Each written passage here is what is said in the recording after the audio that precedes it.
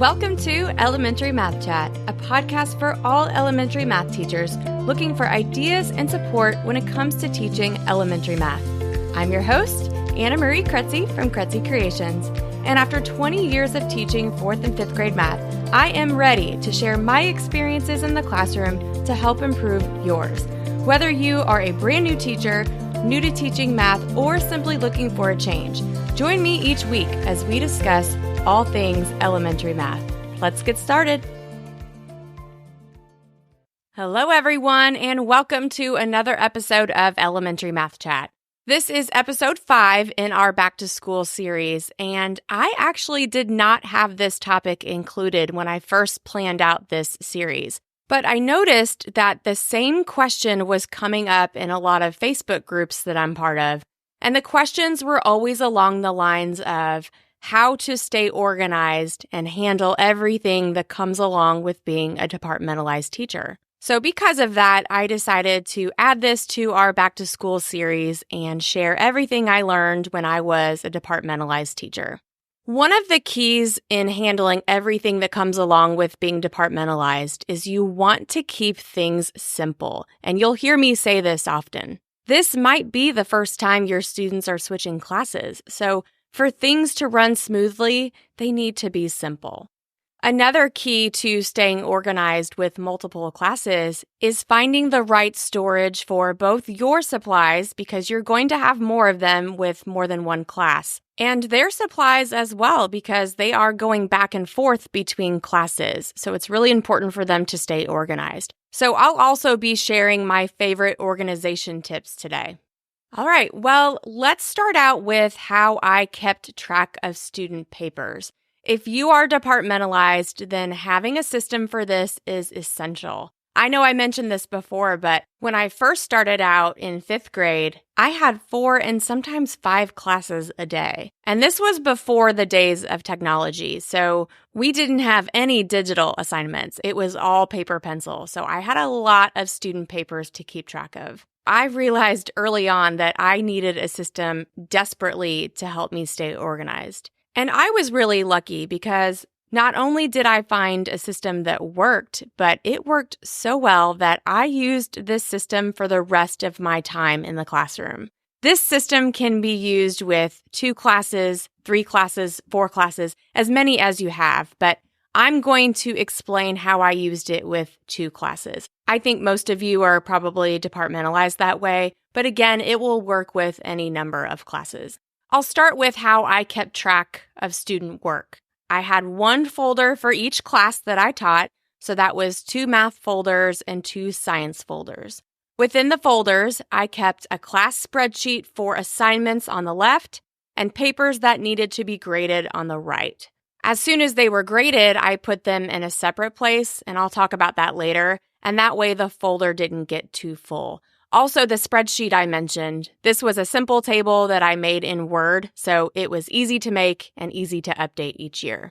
Then when it was time to check for homework completion, I walked around with my folder, and I made any notes of students who didn't have their homework done. So I never had them tear their workbook pages out and turn them in. That would just be too much to keep track of, and it's really not necessary. I just walked around and did a quick check and made notes of anyone that didn't have it done. I will share later how I dealt with missing assignments, because that is a whole nother topic on its own. Of course, there were times I collected their work. I always collected their choice boards, and I always collected their assessments. So when I needed to take these papers home to grade, all I needed were my folders, because I put all of those papers inside the folder, and that helped me keep everything organized. I also did have an extra folder for my homeroom, and I used that one to keep track of homeroom-related things like field trip forms, behavior notes, things like that.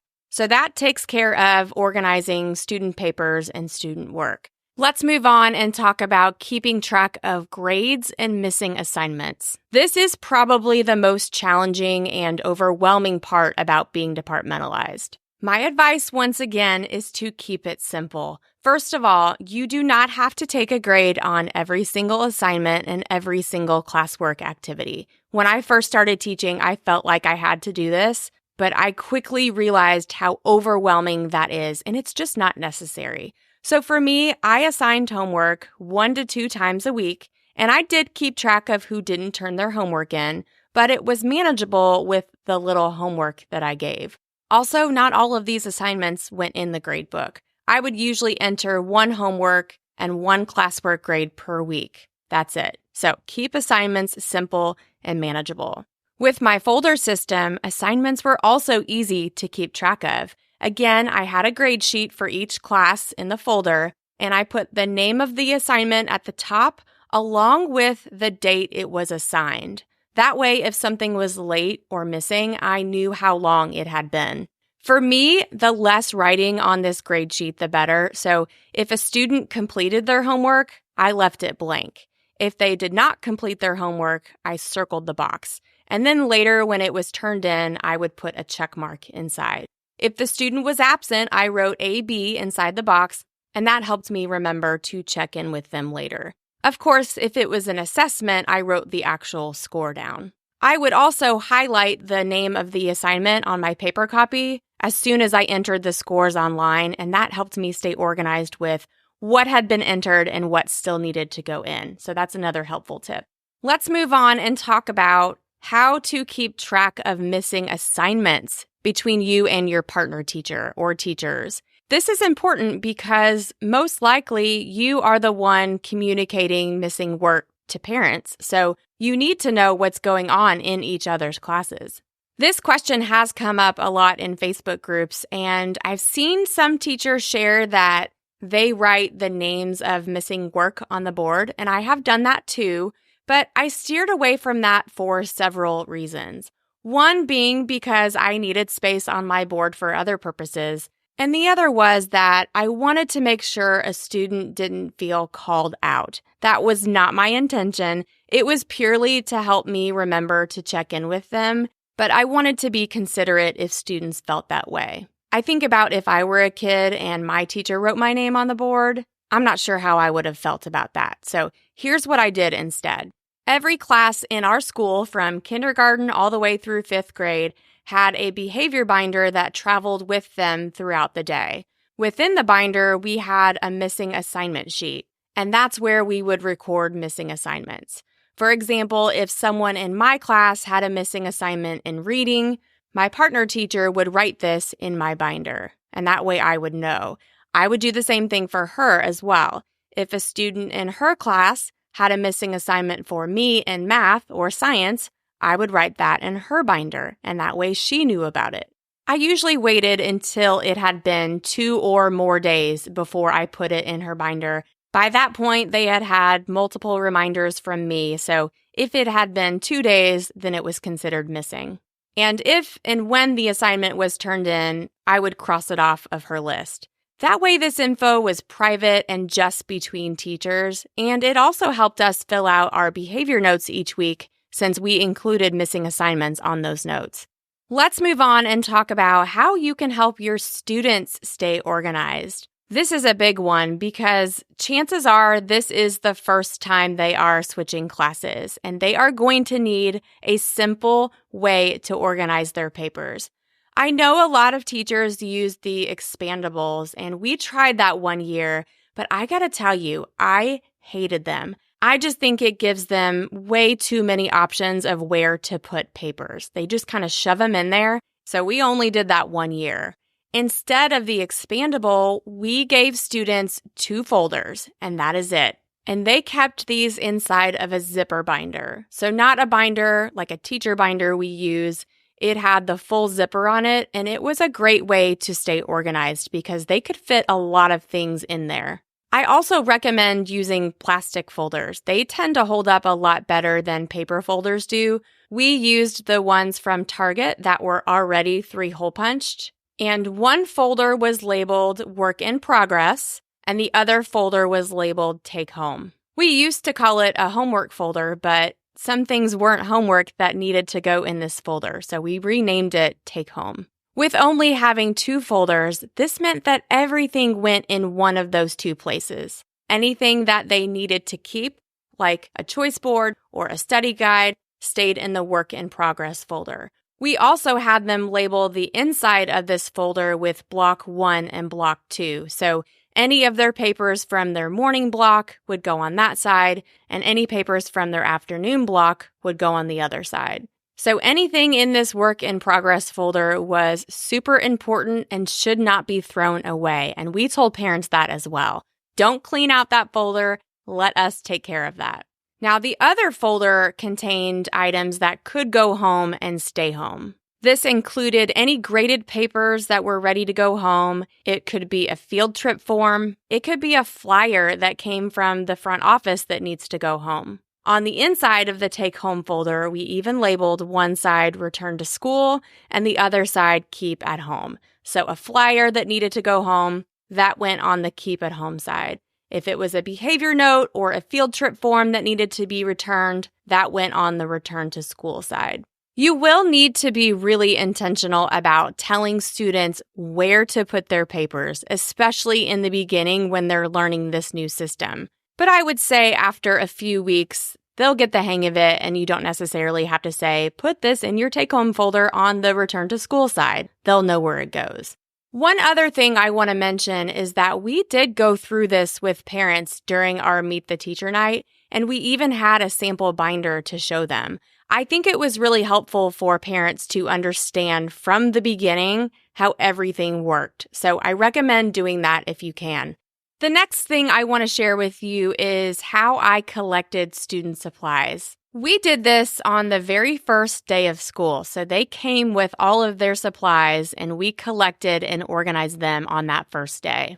I took maybe 10 or so laundry baskets and I put them in the front of the room and labeled them with the supplies that we would be collecting as a class. I started by collecting the large items just to get them out of the way because they took up a lot of room. So things like tissue boxes, disinfectant wipes, paper towels, things like that. We did those first. So I just called one table at a time and they went up and put their items in these baskets. They did get full after 2 or 3 tables had gone up.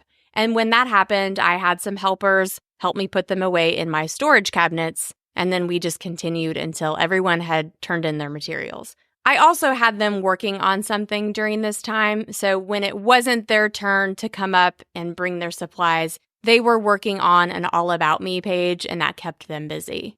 Once we took care of the larger items, then we moved on to the smaller items, like the pencils and the highlighters and the glue sticks. And I actually did not collect these items, so we did not share supplies between classes. We started this system during the pandemic when we weren't able to share supplies, but we found that we liked it better, so we never went back to sharing supplies. So here's how we handled the smaller items instead. First, we organized the pencil pouch that would go inside of their binder. I had students put their scissors in there along with 5 pencils, 2 Expo markers, and 2 glue sticks. Now, in the past, I would have them take everything left over, like all of their extra markers or glue sticks or pencils. They would put them in community buckets that we would share as a class. But here's what we did instead that worked a lot better. I gave each student a gallon-sized Ziploc bag with their name on it, and they put everything they had left in this bag. So every pencil, marker, glue stick, everything extra went in this Ziploc bag. And they kept these in their cubby or their backpack. I let them choose because some of them felt like if they kept it in the cubby, other people might take something of theirs, so I let them choose. Whenever they needed a pencil, let's say their pencil pouch ran out and they needed to get a new one, instead of getting it from the community bucket, they went to their cubby and got one of their own. So we did not share these supplies between classes. They kept track of their own. What I loved about this system is that when they needed these supplies, they did not have to come and ask me for it. I had too many things going on to be the one that had to give them a pencil or show them where they could find a pencil. Plus, I think that they lasted much longer this way. So I liked this system much better, and I think 4th and 5th grade for sure can handle the responsibility of carrying their own materials. Not sure about 3rd, but definitely 4th and 5th. All right, we've covered student supplies, so let's move on to teacher supplies. I think almost all of these I purchased from Amazon, and I will have all of these links in the show notes in case you are interested in any of them. The two main items that helped me stay organized were the 10-drawer rolling cart and the teacher toolbox. I'm probably not the first person to tell you about these. What's funny is I did not purchase these until my last year in the classroom. I'm not really sure why it took me so long to get them. The rolling cart is a little pricey, and maybe that's why I hesitated, but you can get these anywhere. You can get them at Amazon, Walmart, TJ Maxx, so you might want to shop around. I think mine was around $50. What I love about the rolling cart, though, was that it gave me a place to store all of my copies and any other items I would need throughout the week, all in one place. This was one of the few things I brought home with me, and I still use it at home. It stores all of my colored cardstock. When I used this in the classroom, I had my 10 drawers labeled with the days of the week, of course, so Monday through Friday took up 5 of the drawers. So any papers or copies I'd be needing for those days would go in there. I would even put my task cards or any other activity I'd be using for that day in those drawers, or even a supply. If Wednesday I was using rubber bands for science, I would throw them in the Wednesday drawer. The drawers are pretty deep, so they can hold quite a few things. I also had 2 separate drawers for my 2 classes, so I labeled those Block 1 and Block 2, and I'd put papers that were graded and ready to go home in there. I had another drawer that I labeled Miscellaneous because, you always have those papers that you're scared to throw away, but you're not really sure what to do with them, so I always put those in there. And then the last 2 drawers were labeled Copy and File. Although I think I ended up using those last 2 drawers for copy paper and cardstock instead, but you just label them and use them in the way that works for you. Now, the teacher toolbox. This is going to help you organize all of your smaller items. And again, I did not get this until my final year. I think I waited so long because I didn't think I needed it. But it was exactly what I needed to clean out my desk and find a place for everything. My desk would always start the year organized. I had really good intentions, but as I got busy and the year went on, it just became a dumping ground for all the new supplies I was getting, and I could never find anything without having to take everything out. It was so frustrating. But now that I had this toolbox, I could show you where every paper clip, every rubber band, every hole puncher, flare pen, you name it, I could find it within seconds. And that was the best feeling.